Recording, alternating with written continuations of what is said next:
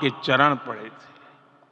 चाहे वो नासिक का पंचवटी धाम हो, केरला का पवित्र त्रिपायर मंदिर हो, आंध्र प्रदेश में लेपाक्षी हो, श्रीरंगम में रंगनाथ स्वामी मंदिर हो, रामेश्वरम में श्री रामनाथ स्वामी मंदिर हो, या फिर धनुषकोडी। मेरा सौभाग्य है कि इसी पुनीत पवित्र भाव के साथ मुझे सागर से सरयू तक की यात्रा का अवसर मिला। सागर से सरयू तक हर जगह राम नाम का वही उत्सव भाव छाया हुआ है। प्रभु राम तो भारत की आत्मा के कण कण से जुड़े हुए हैं। राम भारतवासियों के अंतर मन में विराजे हुए हैं। हम भारत में कहीं भी किसी की अंतरात्मा को छुएंगे तो इस एकत्व की अनुभूति होगी, और यही भाव सब जगह मिलेगा। इससे उत्कृष्ट, इससे अधिक देश को समायोजित करने वाला सूत्र और क्या हो सकता है। मेरे प्यारे देशवासियों, मुझे देश के कोने कोने में अलग अलग भाषाओं में रामायण सुनने का अवसर मिला है, लेकिन विशेषकर पिछले 11 दिनों में रामायण अलग अलग भाषा में अलग राज्यों से मुझे विशेष रूप से सुनने का मौका मिला। राम को परिभाषित करते हुए ऋषियों ने कहा है, रमन्ते यस्मिन् इति रामः, अर्थात जिसमें रम जाए वही राम है। राम लोक की स्मृतियों में, पर्वत से लेकर परंपराओं में सर्वत्र समाये हुए हैं। हर युग में लोगों ने राम को जिया है। हर युग में लोगों ने अपने अपने शब्दों में अपनी अपनी तरह से राम को अभिव्यक्त किया है, और ये राम रस जीवन प्रवाह की तरह निरंतर बहता रहता है।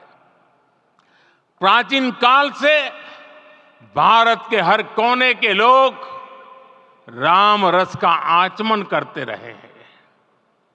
राम कथा असीम है और रामायण भी अनंत है।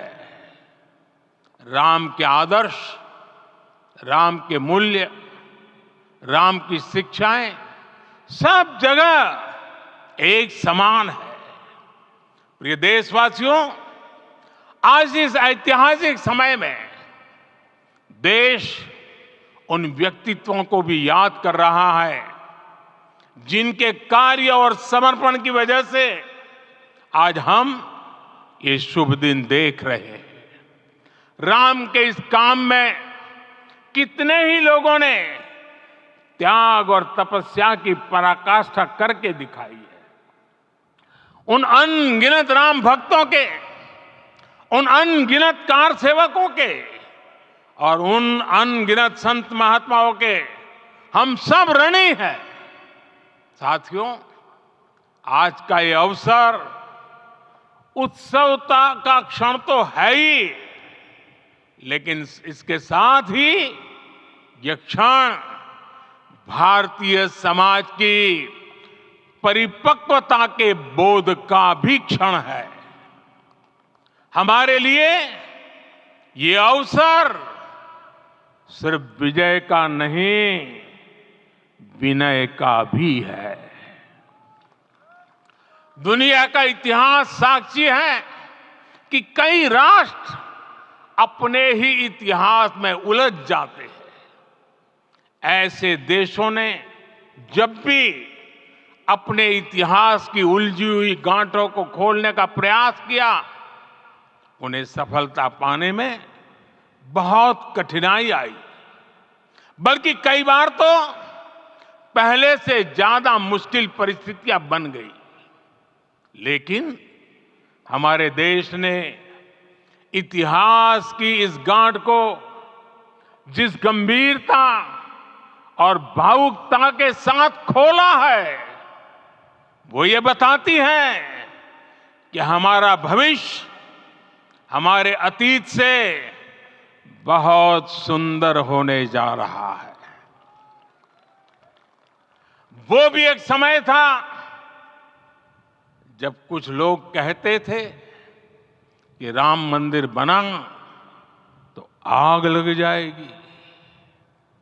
ऐसे लोग भारत के सामाजिक भाव की पवित्रता को नहीं जान पाए।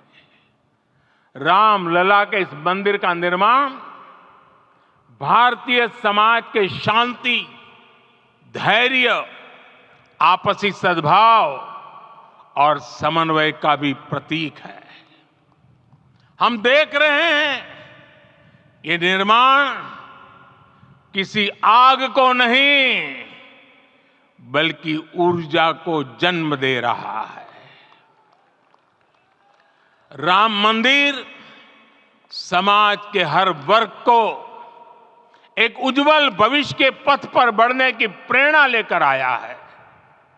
मैं आज उन लोगों से आह्वान करूंगा, आइए आप महसूस कीजिए, अपनी सोच पर पुनर्विचार कीजिए।